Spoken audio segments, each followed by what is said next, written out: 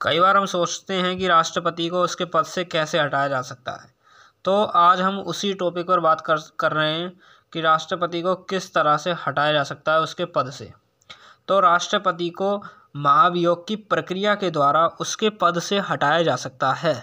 राष्ट्रपति पर यह महाभियोग की प्रक्रिया चलाई जाती है उसको उसके पद से हटाने में के लिए।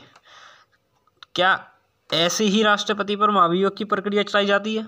नहीं, राष्ट्रपति पर महाभियोग की प्रक्रिया तब चलाई जाती है जब वह संविधान का उल्लंघन करता है, माने कि वो संविधान के नियमों का, उनके अनुच्छेदों का, उनमें जो भी प्रावधान है उनका उल्लंघन करता है।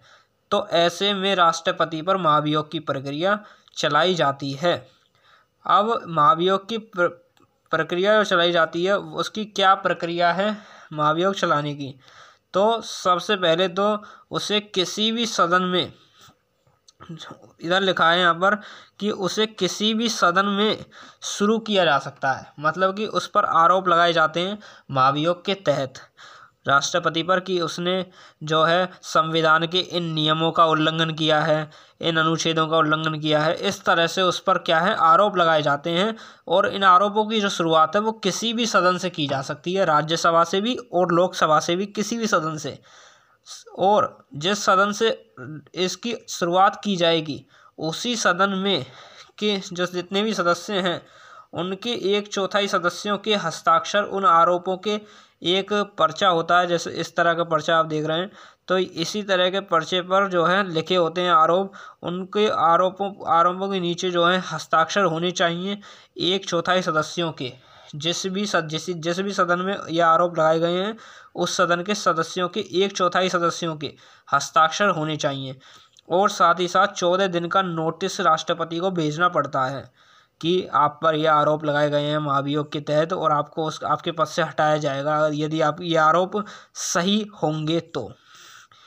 तो तीसरा स्टेप ये होता है कि फिर इसके लिए एक प्रस्ताव बनाया जाता है, महाभियोग का प्रस्ताव पारित किया जाता है और उसे महाभियोग के प्रस्ताव को पारित करने के लिए कम से कम 2/3 सदस्यों का बहुमत चाहिए होता है किसी भी सदन में। जिस सदन में ये आरोप लगाए गए हैं उस सदन के 2/3 सदस्यों के बहुमत चाहिए होता है प्रस्ताव को पारित करने के लिए।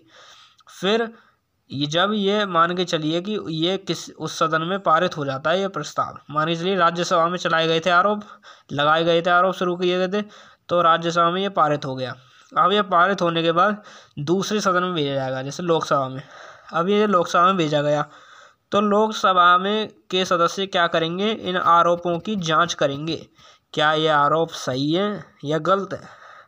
क्योंकि ऐसा तो नहीं होगा कि अच्छी तरह से इनकी बिल्कुल अच्छी तरह से निखारा जाएगा, इन्हें देखा जाएगा, समझा जाएगा कि, और साथ ही साथ राष्ट्रपति को भी उस समय उपस्थित रखा जाएगा। यहाँ पर लिखा है राष्ट्रपति उपस्थित रह सकता है और रहेगा, रह सकता नहीं है, रहेगा, उसे रहना जरूरी है। और वो अपना प्रतिनिधित्व करवाएगा कि मैंने ये आरोप, मेरे ऊपर जो है ये आरोप लगाए गए हैं वो इनमें से ये आरोप गलत हैं और ये सही हैं, वो बताएगा, वहाँ पर सफाई देगा एक तरह से अपनी। जिस तरह से न्यायालय में जाकर कोई भी व्यक्ति अपनी सफाई देता है कि मुझ पर आरोप गलत लगाए गए हैं या सही लगाए गए हैं, उसी तरह से राष्ट्रपति भी उस सदन में जाकर, जिस सदन में ये दूसरे सदन में भेजा जाएगा, जिस भी सदन में, वहाँ पर जाकर अपनी सफाई देगा।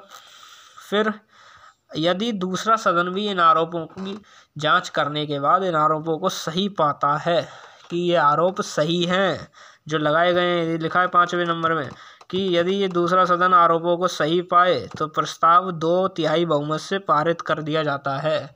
और उधर से भी जिस दूसरे सदन में भी, जैसे लोकसभा के सदस्यों में से भी 2/3 सदस्यों के बहुमत से ये जो प्रस्ताव है पारित हो जाता है। फिर जिस दिन ये प्रस्ताव पारित हो जाएगा उसी दिन राष्ट्रपति को अपने पद से हटना होगा और हटा दिया जाता है उसे। ठीक है, फिर इसमें ये बात कर लेते हैं कि कौन कौन भाग ले सकता है राष्ट्रपति के महाभियोग की प्रक्रिया में। तो राष्ट्रपति के महाभियोग की प्रक्रिया में वह लोग भी भाग ले सकते हैं जो संसद के सदस्य थे लेकिन चुनाव में भाग नहीं ले पाए थे, लेकिन वो महाभियोग में भाग ले सकते हैं। जैसे कि मनोनीत सदस्य हो जाते हैं राज्यसभा के और लोकसभा के एंग्लो इंडियन समुदाय के सदस्य हो गए, ये भाग ले सकते हैं। लेकिन विधानसभा के जो सदस्य थे, राज्यों की विधानसभा जो होती कि सदस्यों ने भाग लिया था राष्ट्रपति के चुनाव में, लेकिन वो महाभियोग में भाग नहीं ले सकते।